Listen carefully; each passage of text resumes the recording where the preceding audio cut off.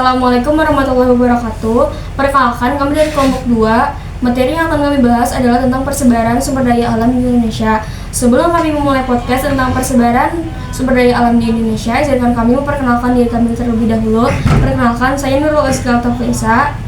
Nama saya Ahmad Barokah. Nama saya M. Abdal. Saya Muhammad Hidayat. Nama saya Muhammad Zikri Ramadhani. Eva Kurnia Lestari. Nama saya Herisa Purnamasari. Nah, jadi kami akan membahas tentang persebaran sumber daya alam di Indonesia.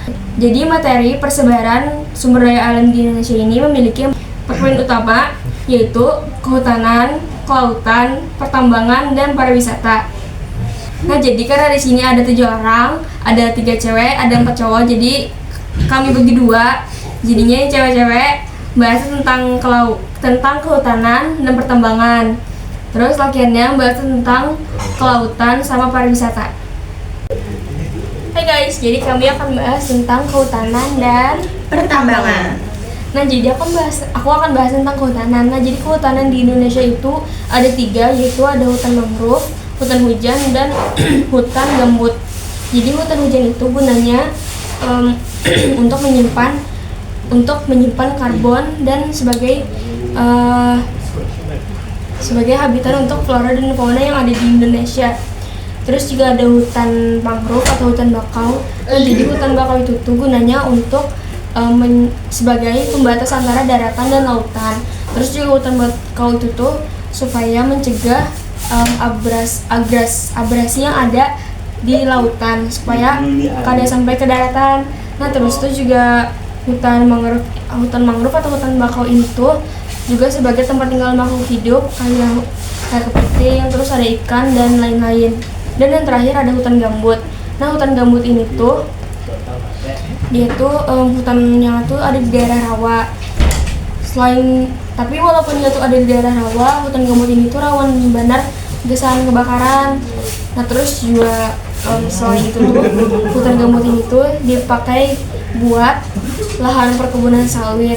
Nah, karena dijadikan lahan perkebunan sawit loh, jadinya hutan gambut ini tuh rawan sekali untuk mendapatkan degradasi.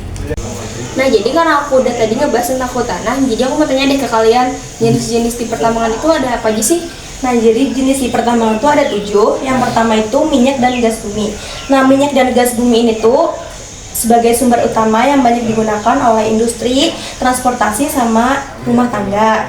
Nah, karena sering digunakan, jadi dia tuh cadangannya tuh semakin menipis. Sebaran penghasil minyak di sejumlah pulau tuh ada di salah satunya di Kalimantan.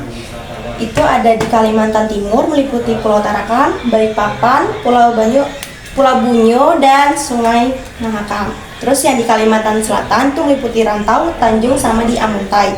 Nah, yang kedua itu tuh ada batu bara. Itu tuh digunakan sebagai sumber energi untuk berbagai keperluan seperti pembangkit listrik, rumah tangga, pembakaran pada industri batu bara atau genteng, semen, batu kapur, biji besi dan baja, industri kimia, dan lain-lainnya. Nah, cadangan batu bara di Indonesia tuh ada 0,5% dari cadangan di dunia. Tapi itu tuh berdasarkan produksinya, batu bara Indonesia itu tuh ke-6 terbesar di negara di dunia dengan jumlah mencapai 246 juta ton. Untuk daerah penghasil utama batu bara itu ada di Kalimantan sama ada di Sumatera. Nah, terus yang ketiga itu tuh ada nikel. Nikel itu tuh ditemukan oleh A.F. Bronsted pada 1751. Nah, jadi nikel itu tuh logam berwarna putih keperak-perakan yang mengkilat, keras, dan mulur. Nah, jadi sifat nikel itu tuh tidak berubah bila terkena udara dan tahan terhadap oksidasi. Nah, di Indonesia nikel tuh banyak ditemukannya di Maluku, Papua, Sumatera, Sulawesi Selatan, Sulawesi Tengah, Sulawesi Tenggara, dan di Kalimantan Barat. Nah, selanjutnya ada timah putih. Timah putih merupakan logam dasar terkecil yang diproduksi kurang dari 300.000 ton per tahun. Timah putih merupakan unsur langka yang tersebar di sepanjang Kepulauan Riau sampai Bangka Belitung. Selanjutnya ada mangan. Mangan merupakan salah satu unsur mineral berharga yang dimiliki Indonesia. Mangan digunakan untuk proses pembuatan besi baja, baterai kering, keramik, gelas, dan kimia lainnya. Tambang mangan di Indonesia berada di Tasikmalaya, Jawa Barat, Kripan, Yogyakarta, Martapura, Kalimantan Selatan, dan Nusa Tenggara Timur. Selanjutnya ada bauksit. Bauksit merupakan bahan mentah untuk membuat aluminium dan logam seperti baja.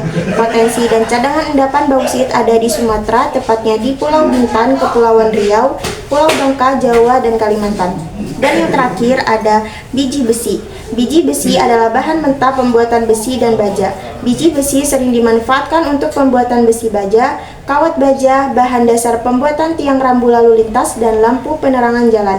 Penambangan biji besi di Indonesia ada di Cilacap, Jawa Tengah, Sumatera, Lombok, Yogyakarta, Gunung Tegak, Lampung, Pegunungan Febek, dan Sulawesi Selatan, Pulau Sebuku, dan Pulau Derawan, Kalimantan Selatan. Nah, jadi tadi ada 2 poin, itu tentang kehutanan dan pertambangan. Lalu ada juga tentang kelautan dan pariwisata. Nah, jadi jadi kelautan dan pariwisata ini akan dilanjutkan sama cowok-cowok. Dadah. Oke, kami akan melanjutkan pembahasan sumber daya alam kelautan dan pariwisata. Sumber daya mana anjay?